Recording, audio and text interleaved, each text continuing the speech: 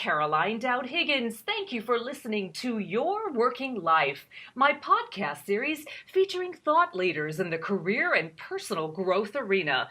I know that you spend a significant portion of your life at work, so my goal is to provide you with tools, inspiration, and resources so you can enjoy your career and love your life. And I am thrilled to welcome my very special guest to the show today, Terence Mauri. Terence, welcome to the show. Hey, Caroline. Great to be on the show. Oh, so excited to have you. You've got an incredible new book, The Leader's Mindset, How to Win in the Age of Disruption. I'm very eager to jumpstart a conversation with you about that. Terence, how did you get started on this book? What inspired you to write this book? Well, fast track, go back about 18 months, and I heard one of the co-founders of WhatsApp deliver a talk, and it was very inspirational about how he started WhatsApp. And really that triggered a question for me, which is, if I could bottle that mindset and share it with fellow leaders and entrepreneurs, is that possible? So the original inspiration was this incredible, electrifying encounter with a guy called Jan Koum, who's the co-founder of WhatsApp. Wow. Well, what I love about it, and I'm literally holding it, obviously our audience can't see it, but it's succinct. It's so easy to get through, and you certainly can and should read it start to finish, but there are also very particular hands-on lessons and action steps. So, I've got it dog-eared and highlighted and folded, and it's something that I keep on my desk, and I'm sure that many of our readers will be doing the same. But let's dive into some particular nuances of the book so we can really whet this global listening audience's appetite. So you talk about how to harness your best time and self to maximize productivity in your career. And goodness knows that's what we all want. So help me understand more about that. We're at war with time. Yeah. I don't know if you can relate to this, but we have to, there's battles for our attention every day. There's demands, there's distractions. You've got SMS, you've got social media. It's actually very difficult to focus. You have to cut through the barrage of noise and be able to focus on what really matters. A big question I want your listeners to think about and ask themselves is, how much of my day is time well spent? Yeah. It's never been easier to waste time and waste energy. Technology is great, but it's also sugary. It's addictive. We can waste a lot of time on technology. So this is like, this book is a survival guide for the future. It's a wake-up call, like drinking 2 cups of espresso. It's about investing time, not spending time. It's about having a plan. It's about treating your time like money. I love that phrase, Terence, investing time, not spending time. That rings so true for me because so many of us are time starved. And here you're helping us capitalize on every moment. Let's get really specific here, Caroline.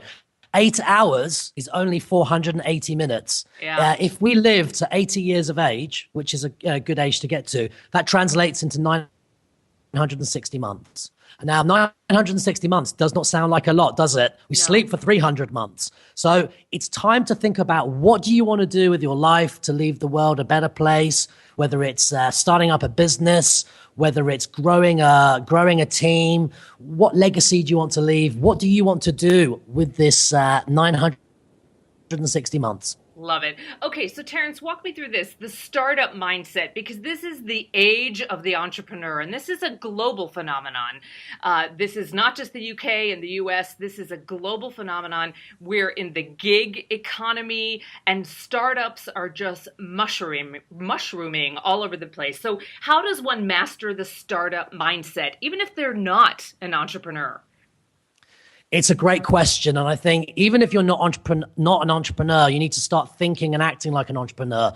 What does that mean on a daily basis? What it means, walking your why, having a clear purpose. So I call this walking your why, making sure that you're clear about why you're getting up in the morning and you're going to bed with a sense of pride and a sense of satisfaction.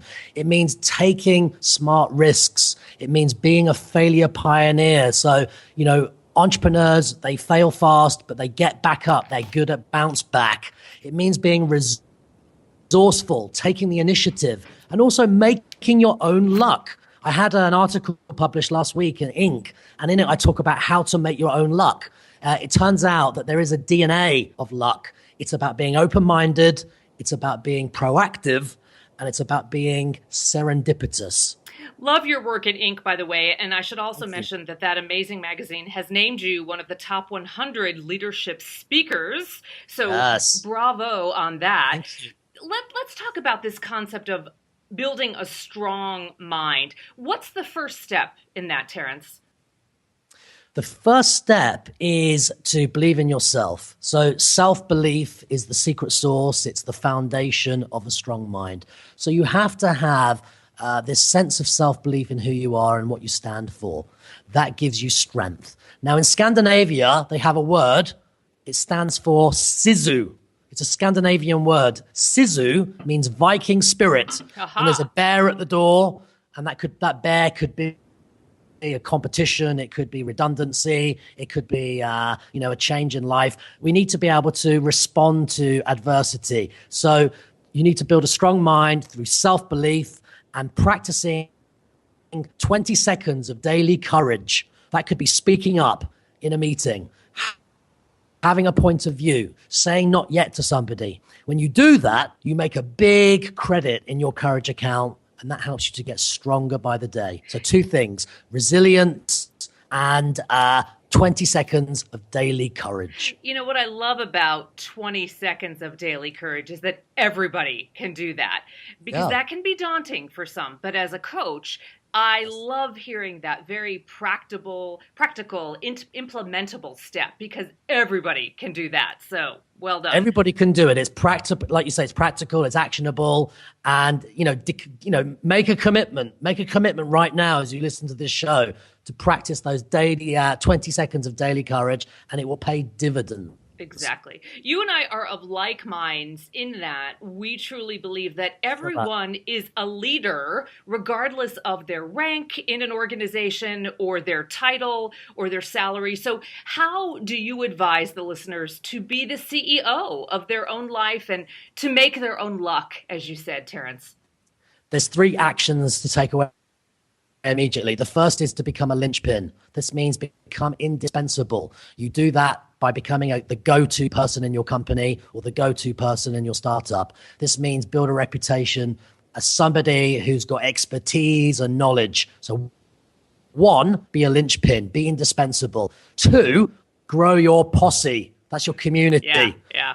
That means mentors. It means role models. They provide protection, they provide power, they provide support and networks. So grow your posse is number 2. Number 3 is basically every day you've got to live your why. You've got to make sure that you're growing your purpose and living it daily. So, Terence, let me ask you, so many people are not in touch with their why. You are clearly very self-actualized. How did you uncover what makes you tick and what is your why? You have to go back a number of years, and actually it's funny, like Steve Jobs said, sometimes you can't connect the dots until you look back. But I was actually involved in a very serious accident many years ago. I was in a shop with my sister, and a car lost control and drove into the shop. Oh my goodness. And we nearly lost our lives. Fortunately, we survived that terrible incident, but that made me confront reality, mortality, death.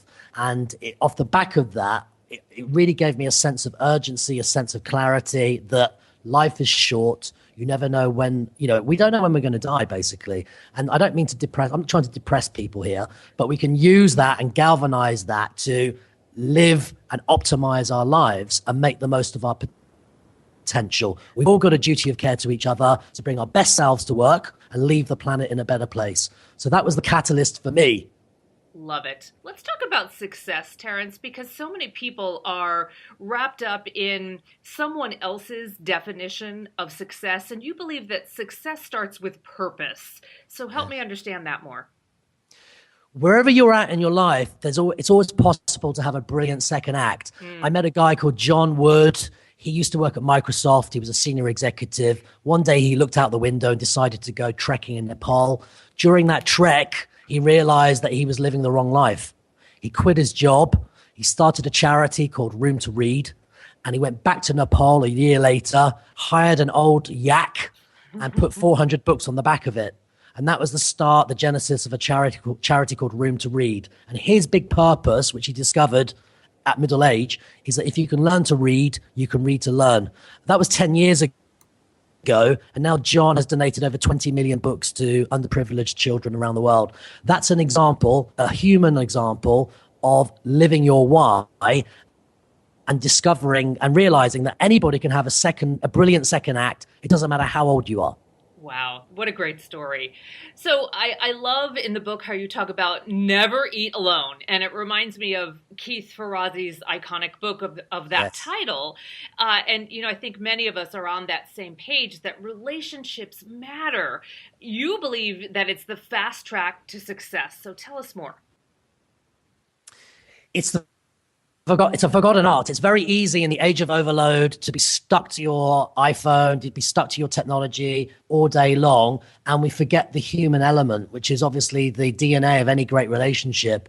So investing time, having a lunch with somebody or a supper is a great way to actually mingle, share ideas. When different ideas collide together, that's where innovation happens. That's where opportunities happen. And I can say for myself that some of the opportunities that have been presented to me have come directly off serendipity, chance encounters, and eating with others. I'm half Italian, so I love to eat.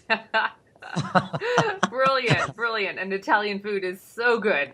Well, Exactly. what I love about that too, Terence, it just brings us back to the simplicity of eye contact and camaraderie and talking with humans. Technology is wonderful in this digital age, but I don't want us to lose that human contact, because I think at the end of the day, that's what makes life special. I'm like you, I'm a great believer in personal connection. When people come together and there's a connection, a sharing of minds, a sharing of ideas, that's where the magic is, and that's what humanity is, and we can't lose that. So true. So, Terence Mauri, your extraordinary book is The Leader's Mindset: How to Win in the Age of Disruption. Tell us how we can buy the book and also follow you online. You've got so much great content that you're putting out into the world. Thanks, Caroline. Well, I'd recommend Amazon. Indie books would be examples. You can also go to my website, terencemauri.com. I've got a big social media community around the world of nearly 70,000 followers. So it's a big posse of Yes. thinkers and doers. Thinkers and doers. So my Twitter is at Terence Mauri, and I also, write for Inc.